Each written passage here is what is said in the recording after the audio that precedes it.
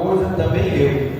Porque o que eu também perdoei, se é que tenho perdoado, por amor de vós, o fim na presença de Cristo. Diga para que não sejamos. Diga para que não sejamos vencidos por Satanás. Porque não ignoramos os seus artes. Digam glória ao Pai, glória ao Filho, glória ao Espírito Santo de Deus. Mas graças a Deus que já nos deu vitória por nosso Senhor e Salvador Jesus Cristo. Poder sentar? Pode bater mão para Jesus. Agora com a Bíblia na mão aí, com a Bíblia na mão, abra nossas Bíblias em 1 Coríntios 5. Sentado, vocês vão só acompanhar a palavra que eu vou pregar hoje. Amém? 1 Coríntios capítulo 5.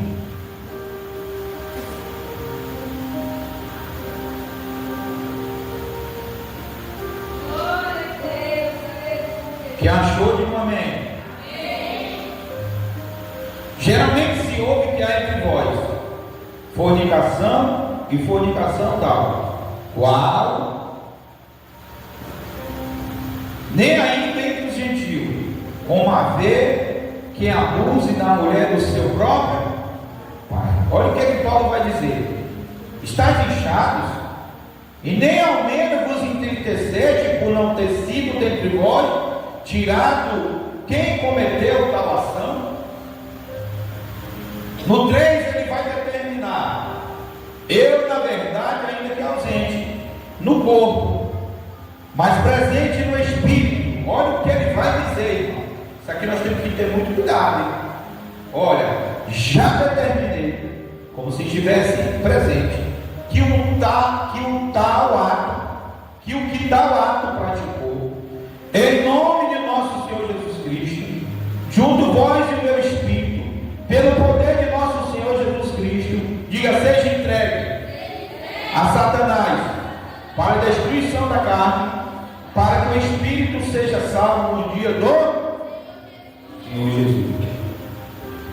Para você poder entender o capítulo 2, do versículo 10, como aqui no 2:11 vai dizer: porque não ignoramos os seus artes. A palavra artes, igreja, significa o quê?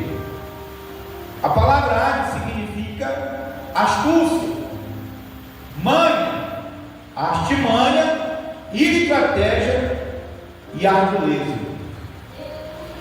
Astúcia significa nada, arte significa nada mais dos atributos que o inimigo tem e que ele usa quando ele quer nos derrubar.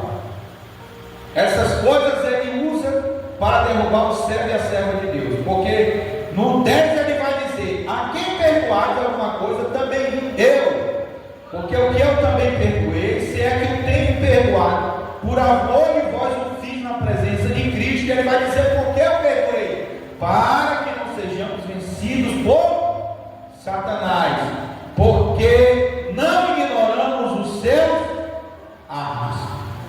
Mas pastor Helder, quando Paulo fala acerca do perdão, aqui no capítulo 2, versículo 10, ele está se referindo a quê? A resposta está no capítulo 5, versículo 1 a seguir, que nós acabamos de ler, 1 Coríntios, capítulo 5.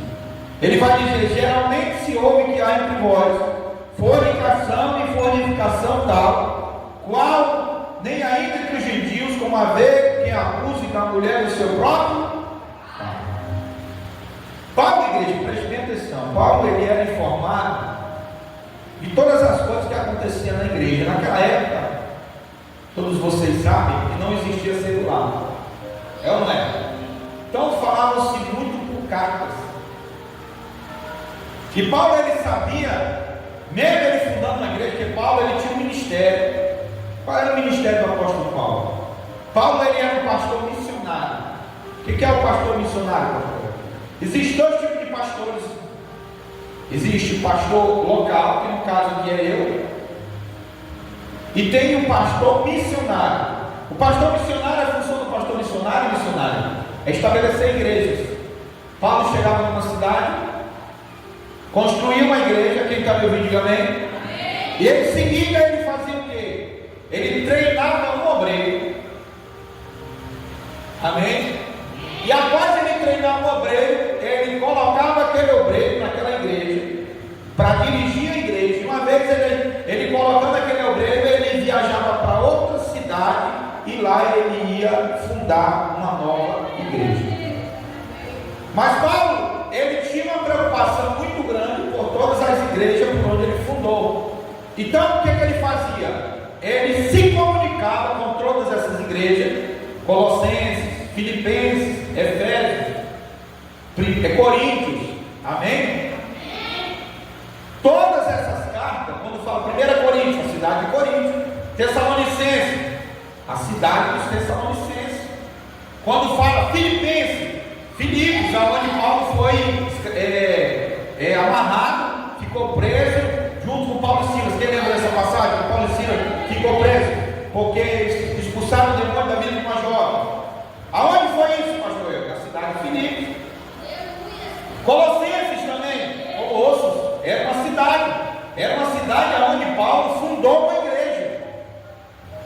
Então Paulo, após fundar, ele tinha uma preocupação muito grande, porque ele sabia que uma vez ele fundando e colocando alguém na frente da obra, ele sabia que o inimigo, de todas as formas, ele ia semear dissensão, ele ia querer entrar na igreja para semear discórdia, semear inveja. Então o que ele fazia? Ele se comunicava com a igreja através de cartas. Paulo foi informado, note uma coisa, das coisas que estavam acontecendo nessa igreja em Corinto. No capítulo 5 ele vai dizer, e note uma coisa, que no 1 vai dizer que essa igreja, ela vivia em dissensão e contenda, ela vivia separada, havia partidarismo dentro dessa igreja.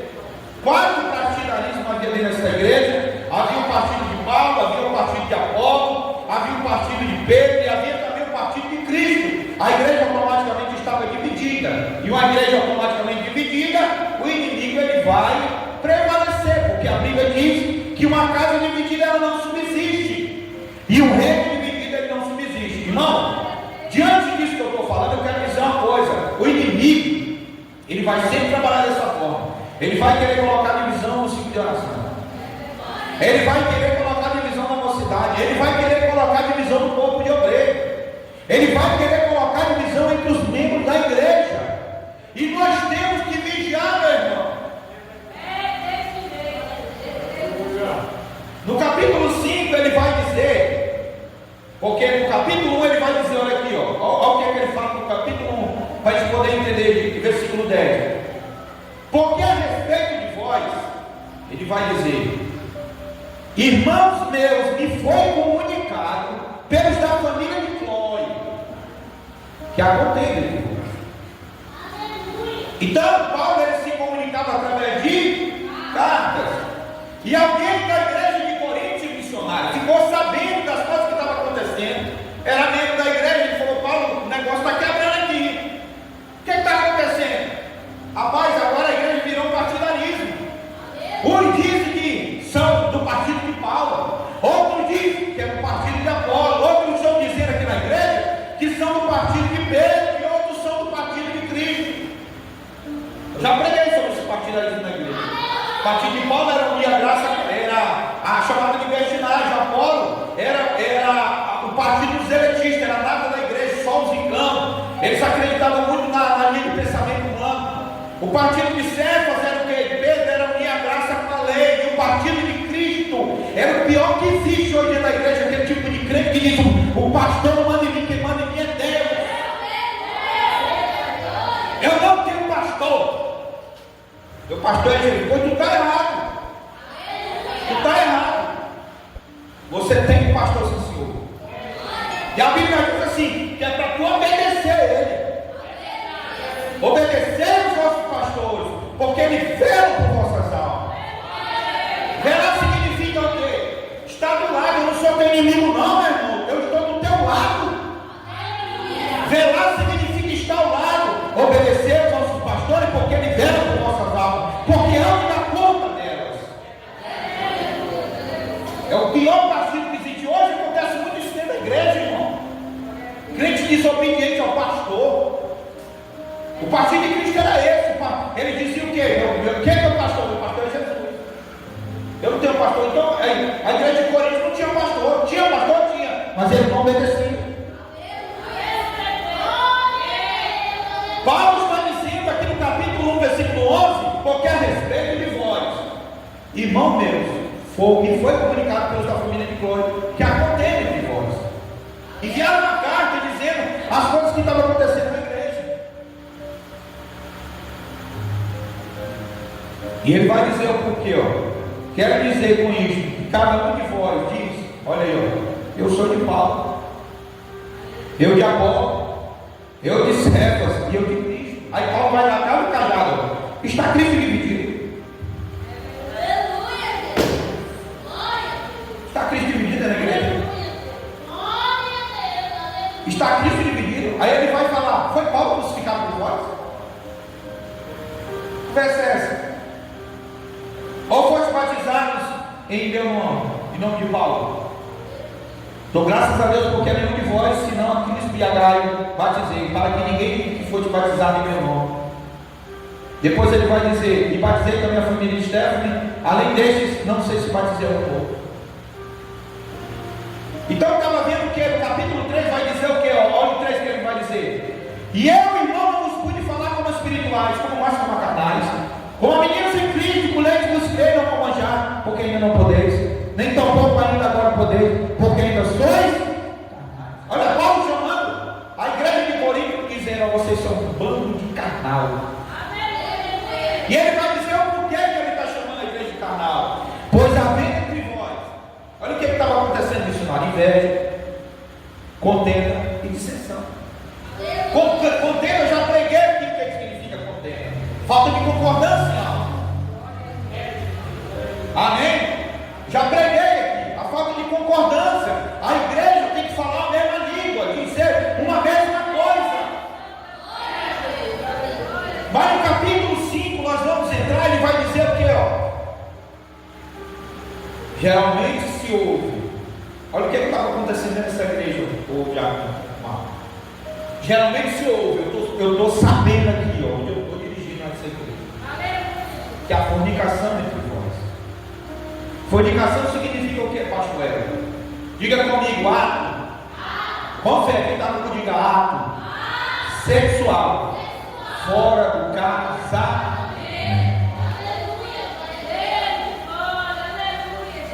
A Bíblia diz que ficarão de fora os fornicários. Isso é bíblico. É ou não é? Os fornicários ficaram de fora. Não sobe no arrebatamento, não entra na cidade. E ele fica sabendo que dentro dessa igreja estava havendo fornicação, e fornicação tal, qual, olha, ele vai dizer, que nem entre os gentios, como haver quem abusa da mulher do seu próprio pai. Quer dizer que um membro da igreja, ele estava praticando o ato de fornicação, ele era membro da igreja, diga membro, Santa Ceia, tomava Santa Ceia, e ele estava tendo um ato sexual fora do casamento com a mulher do próprio pai dele, meu irmão.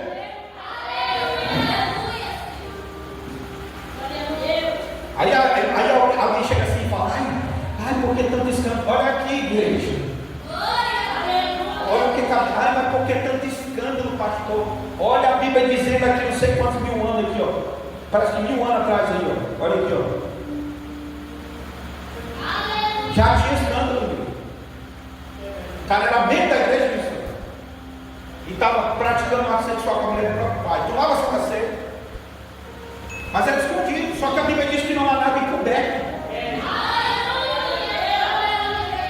A Bíblia diz que não há nada encoberto, ele vai ser revelado. Eu sempre estou usando esse versículo bíblico, ó. E não há criatura alguma encoberta diante dele, porque todas as coisas estão nos patentes dos olhos daquele com quem a gente matar.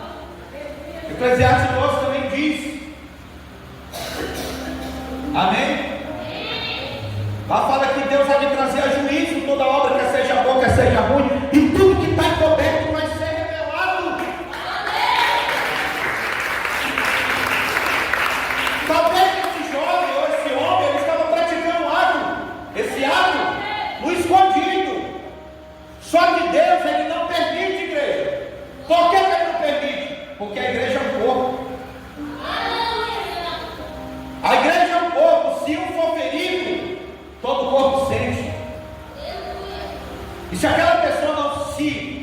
não se prontificar a mudar de vida, aquilo ali vira uma pereba brava, uma úlcera na vida dessa pessoa. Então, o pior pecado, irmão, é o pecado escondido, o pecado não confessado. Porque a pessoa bota na mente dele que aquilo que ele está fazendo é certo e é errado. A Bíblia condena aquilo ali. Quem está me ouvindo, diga amém. Deus sabendo que aquilo ali vai, os outros vão pagar por causa dele, porque paga. Eu já falei aqui que Israel perdeu o pai por causa de quem? Por causa de Acã.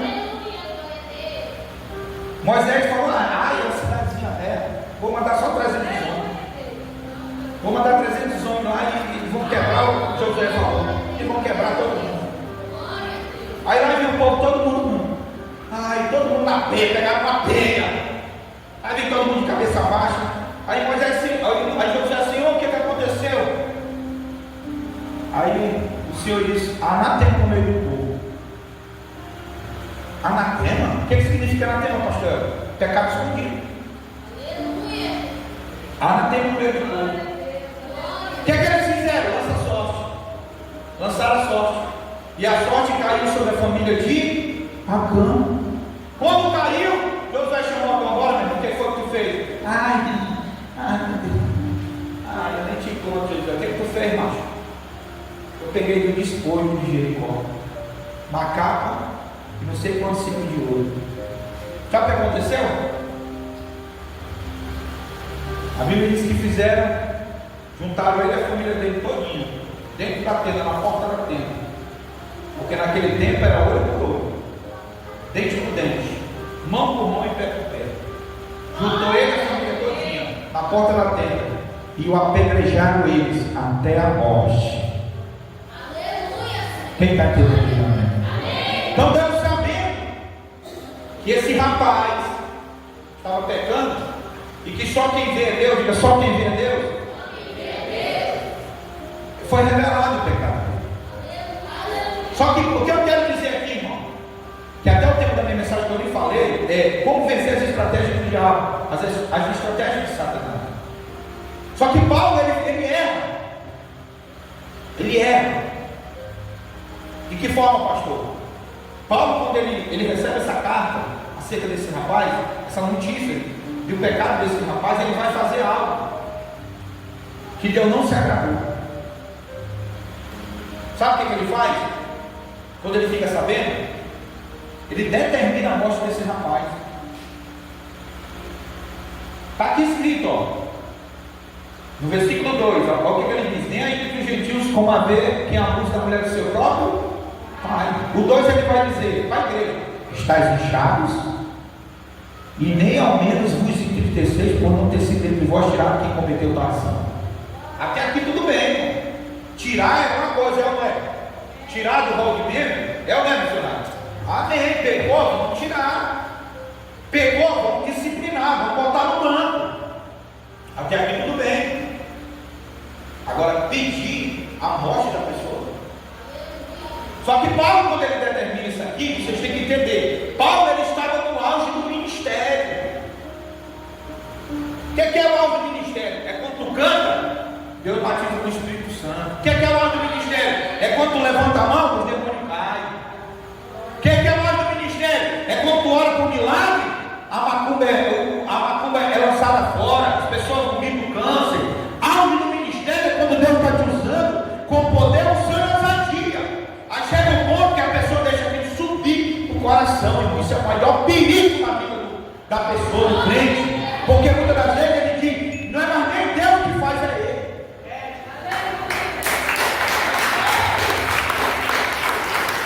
Ele vai dizer assim: se eu for lá naquela igreja, todo mundo cai. Se eu for lá naquela igreja do pastor Adelar, ele prega, ele é pregador. Aí se eu for lá, até os crentes vão cair endemoniados. Irmão, tem pregador assim. Deixa eu ir lá, pastor, vem não. Não vem.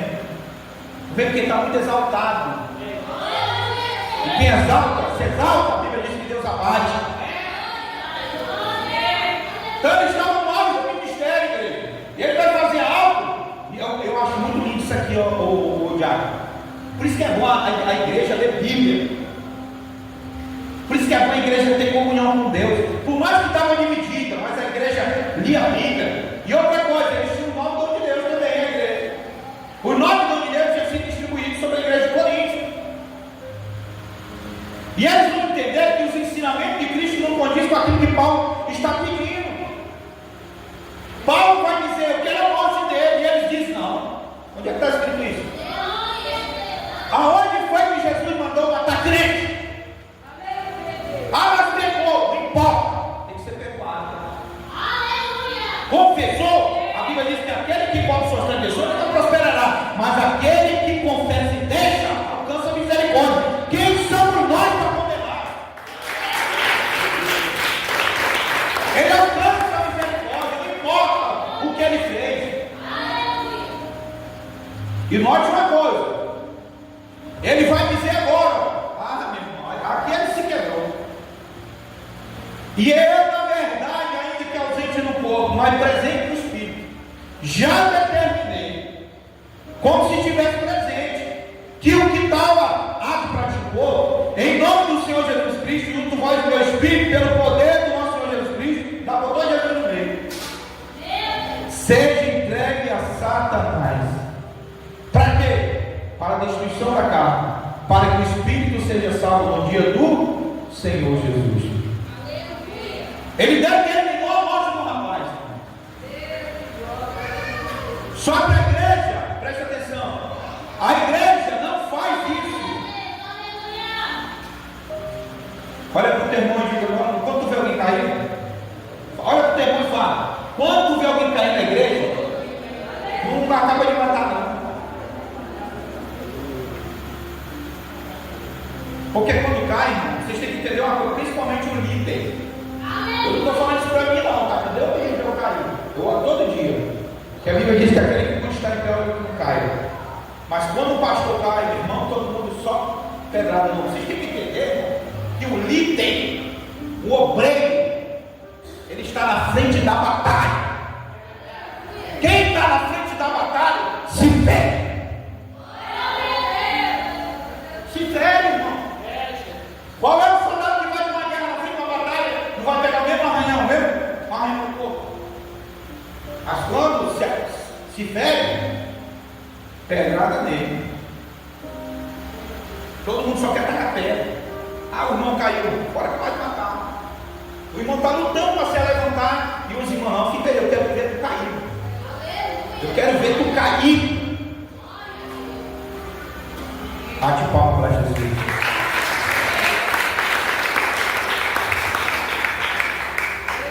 Uma coisa, eu até entendo que Paulo ele tinha, eu tenho isso, irmão, comigo, só que eu sou misericordioso. Já falei várias vezes que estou aqui há 5 anos, nunca disciplinei ninguém. Por quê? Porque tudo eu tento resolver do diabo. E eu não adianta você querer me ensinar, dizer assim, pastor, pecado tem que ser revelado na frente do público. Tu fala isso porque não foi tu que pecou. Porque no dia que tu pecar, eu quero ver se tu vai querer que eu fale o teu pecado aqui, ó. Aí eu quero ver se tu vai querer que eu revele o teu pecado. Pecado resolve o pastor e a ovelha. É eu e a ovelha. Ovelha nenhuma vai ficar sabendo, eu e você. O bom pastor, ele dá a vida e cuida da ovelha. É isso que o bom pastor tem que fazer. Ele tinha algo que eu tenho, só que ele não tinha misericórdia. Moisés não entrou na terra por 2 motivos, bateu na rocha. Não tinha misericórdia. Já preguei isso aqui também. E Paulo, ele também não tinha. Ele era zeloso no missionário. Ele tinha zelo. Vou te dar um exemplo como Paulo ele tinha zelo. Com ele, diga, errou só uma vez. Com ele era só uma vez. Paulo e Barnabé empreenderam uma viagem, foi ou não foi? Levaram quem na viagem? João? Foi? Aí a história diz, missionário, que eles foram pelo Mediterrâneo. A Bíblia não fala, mas a história fala, a teologia diz que eles foram pelo Mediterrâneo. E pelo Mediterrâneo, naquele tempo, era barco, era navio, havia muito vento e tempestade. E João Marco, ele era o novo convertido. Novo convertido não aguenta vento e tempestade. Deus falou através do Espírito Santo para os irmãos da igreja em Antioquia: separa para mim Paulo e Barnabé. Não falou João Marcos. Separar a Paulo e Barnabé para a obra que eu tenho chamado. Não falou João Marcos. Mas Barnabé era primo de Maria, no irmão de João Marcos. Maria vem e fala assim: vocês vão para onde? Para a obra. Primeira viagem missionária. Leva meu filho com vocês. Leva meu filho tem tanta vontade de fazer a obra.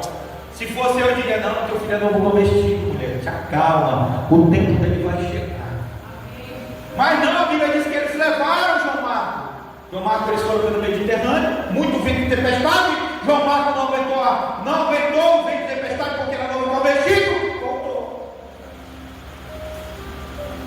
Por isso que eu estou falando com o Mateus: o teu tempo vai chegar. Yasmin, teu tempo vai chegar. Irmãos da igreja pentecostal, tempo da glória de Deus, o teu tempo vai chegar. Já calma. Não é o teu tempo, é o tempo de Deus. Irmão, você pode dizer assim: mas o pastor não olha para mim. Irmão, eu estou vendo todo mundo. Se eu estou vendo, imagine Deus. Quem exalta não é o pastor Helder. Quem exalta o ministério é Deus. Bate palma para Jesus. Estou vendo tudo, se eu estou vendo a obra, imagine Deus.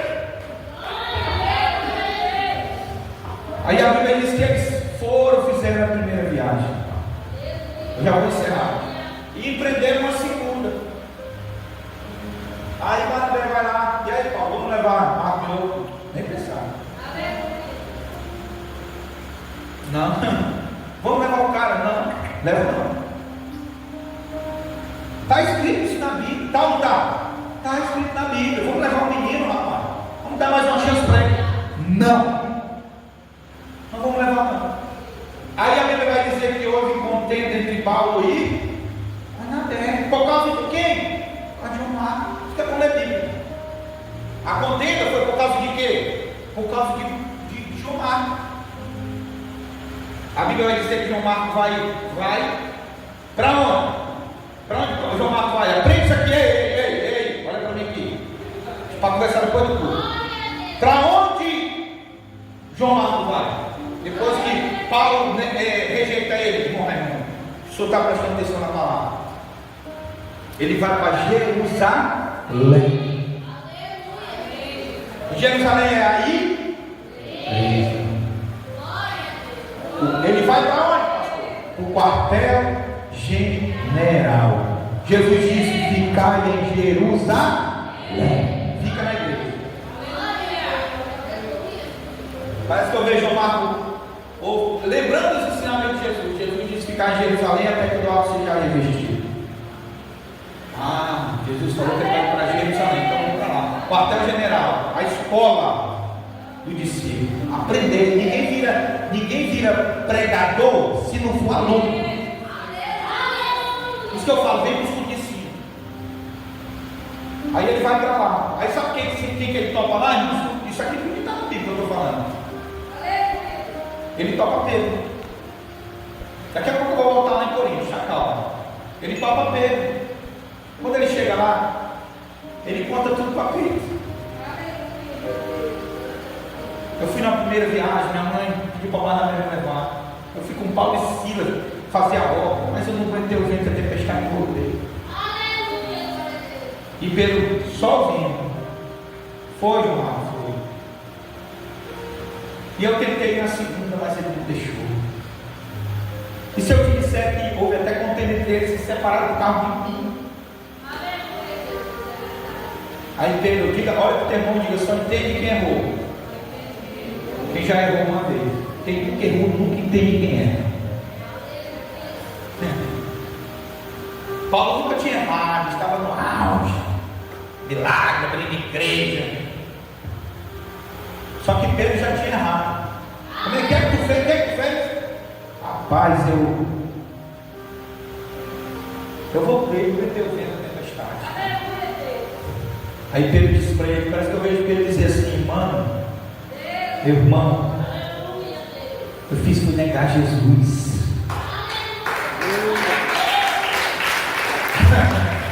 E não foi só uma vez, não, foi três. Está entendendo, irmão? Aí Deus é tremendo, irmão. Aí Pedro, para levar o coração de João Marcos, primeiro, ensina ele a lição de quebrantamento. Porque Pedro era duro, mas Pedro virou um crente, irmão, chorão.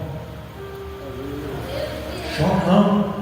Ensinou Marcos a lição de quebrantamento. Depois que ele ensina Marcos em Jerusalém, aí ele fala bem assim: rapaz, eu estou fazendo uma conjectura aqui agora, sem ferir a exegese bíblica. Vou aplicar a hermenêutica aqui, mas sem ferir a exegese. Parece que eu vejo Pedro dizendo para ele assim: rapaz, chegou a hora. De quê? De tu escrever um livro. Mas por quê? Porque eu não sei escrever. Amém? Mas sabe o que acontece? Pedro fala bem assim: tu vai escrever um evangelho. Já pensou? A Bíblia diz que o livro de Marcos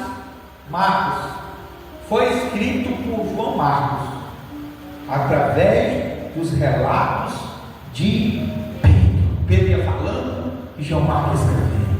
Pedro ia falando e João Marcos escrevendo. Pedro ia falando e João Marcos escrevendo. Por quê? Porque João Marcos mandou com Jesus, mas Pedro não.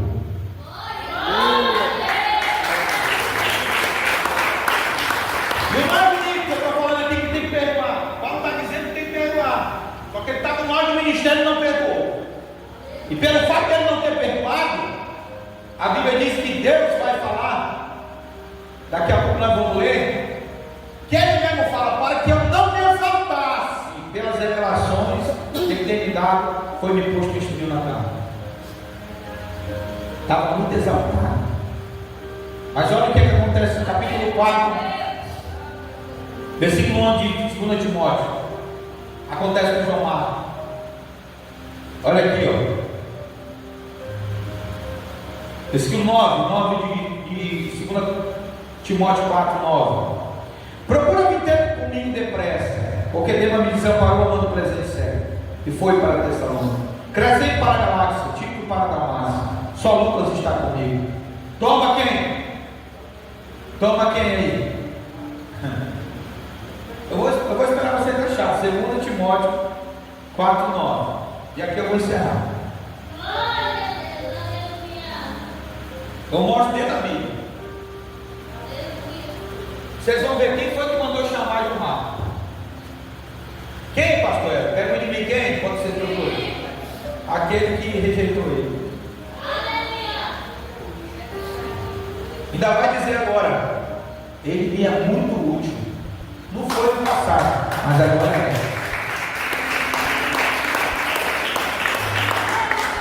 Olha aqui, ó.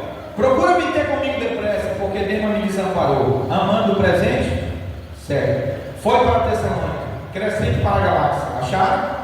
A irmã missionária está procurando. 2 Timóteo, missionário. Quero ler com toda a igreja. 2 Timóteo 4, 9. E aqui eu vou encerrar. Acharam? Olha aí, ó. Procura me ter comigo depressa, porque Deus me desamparou amando o presente sério, e foi para Tessalônica. Crescente para a galáxia, Tito para a Dalmácia, só Lucas está. Vamos ler toda a igreja bem alto. Toma Marcos. Ele não rejeitou o cara? Ele não tinha rejeitado? Tudo tem um tempo, irmão. Tudo é um tempo de Deus. Toma contigo Marcos e trazer contigo, porque me é muito útil para o ministério. Eu mandei chamar para Paulo. Amém? Paulo faz o que, igreja?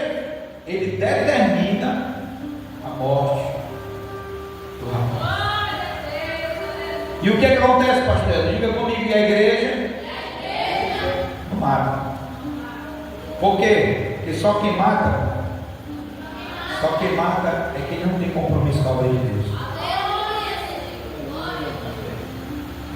Já preguei aqui sobre, vou falar aqui que Deus está mandando, sobre Doeg.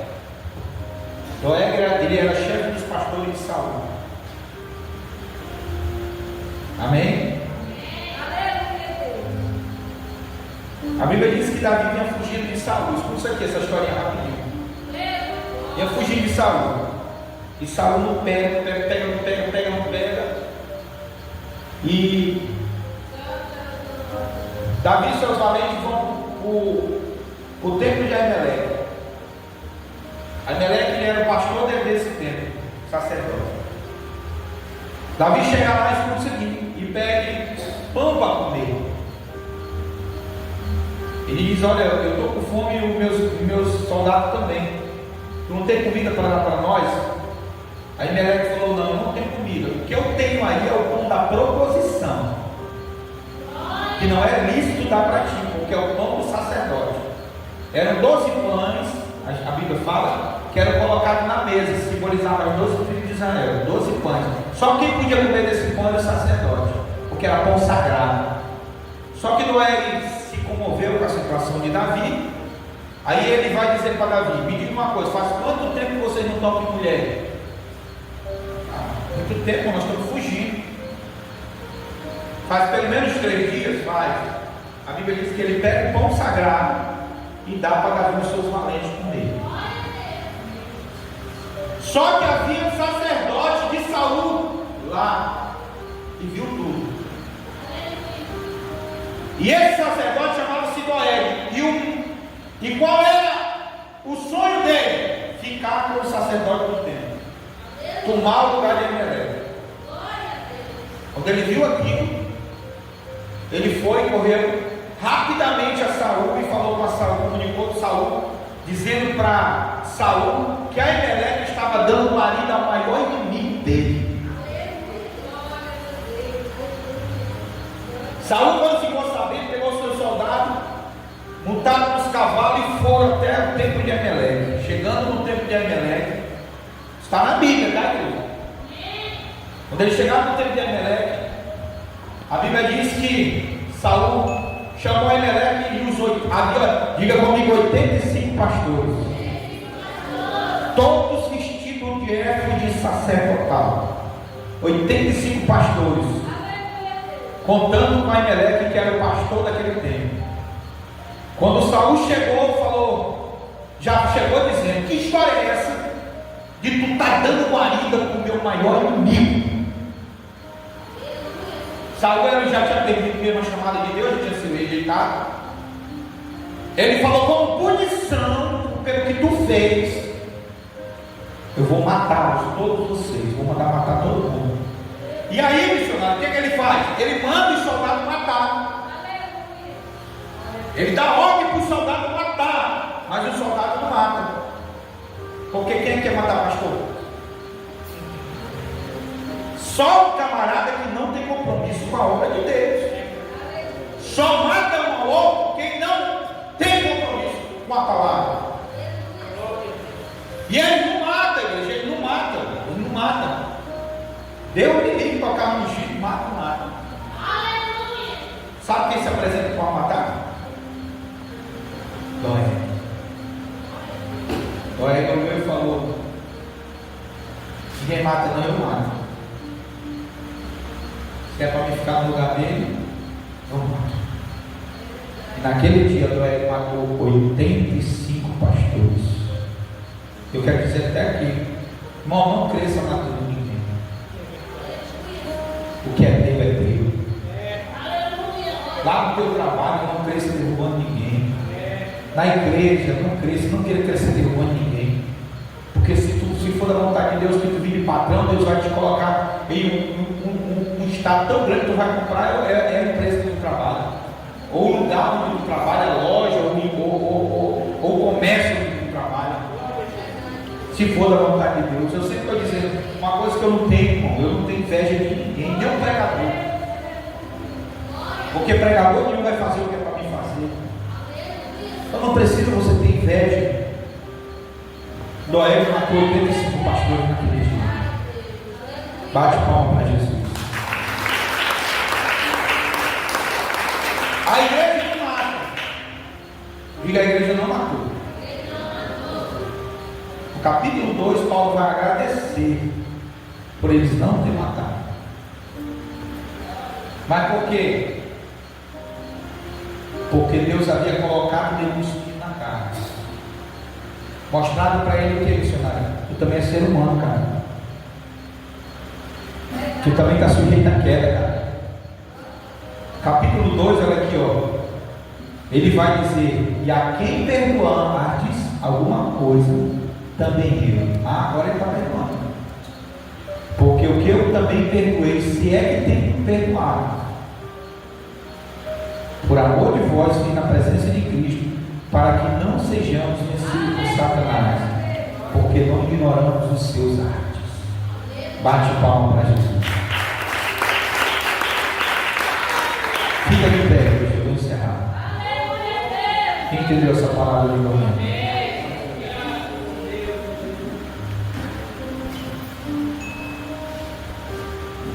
Capítulo 13, versículo 7, aqui eu encerro. Não ligou não, né, irmão? Liga não, só para namorar. Olha aqui, ó. Vou deixar aqui para você. Provar na Bíblia. Diga: Paulo estava exaltado. Deus teve que botar ele no lugar dele. Olha aqui, ó. Capítulo 3, versículo 7. E para que eu não me exaltasse pelas excelências das revelações, foi-me dado um espinho na... Está vendo aí? Quando a gente quer se exaltar, Deus falou para tu não se exaltar a partir de hoje, eu vou te colocar um espinho na carne, para tu saber que tu é ser humano. A tu parar com esse negócio de pedir para me matar os outros, ou pedir para a igreja estar matando os outros. O que é que eu estou querendo pregar nessa noite aqui? Que não deu tempo de eu encerrar, eu devo pregar. É sobre os frutos do Espírito. Um deles é o teu perdão. Você tem que estar pronto para perdoar. Amém? Lá vai. E para que eu não me exaltasse pelas excelências das revelações, foi me dado o espinho na carne, a saber, o mensageiro de Satanás para me confeitear, a fim de que não me exaltasse, acerca da qual 3 vezes orei ao Senhor para que me desviasse de mim. E disse-me o Senhor: a minha graça te basta, porque o meu poder se aperfeiçoa na tua.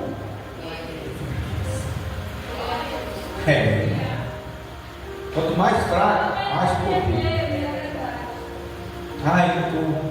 Aí é que Deus levanta com poder e autoridade. Bate palma para Jesus. Vamos receber a pastora que vai orar para o Espírito Santo e botar um giro. Daqui 10 minutos. Receber ela com salva de palma para Jesus.